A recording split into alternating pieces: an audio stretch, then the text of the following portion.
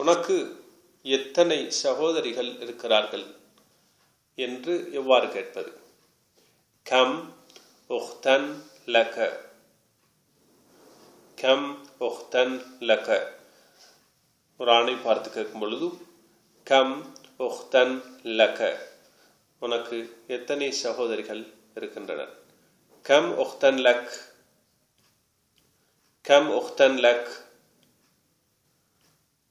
ஒரு பெண்ணை பார்த்து கேட்டால் கம் உக்தன் லக்கி, லக்கி என்று மாறும்.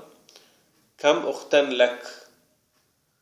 எனவே நிறுத்தும் பொழுது ஆணை பார்த்து கேள்வி கேட்டாலும் பெண்ணை பார்த்து கேள்வி கேட்டாலும் ஒரே மாதிரியாகத்தான் அமையும். கம் உக்தன் லக். பதில் சொல்லும் பொழுது லீ எனக்கு, உக்துன் வாஹிதா,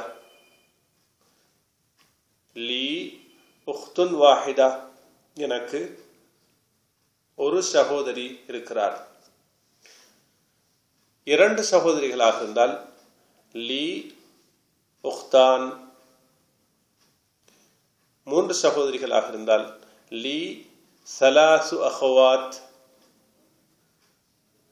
நான்கு சகோதரிகளானால் லீ அர்பவ் அஹவாத். ஐந்து சகோதரிகள் இருக்கிறார்கள் என்றால் லீ ஹம்சு அஹவாத், எனக்கு ஐந்து சகோதரிகள் இருக்கின்றனர்.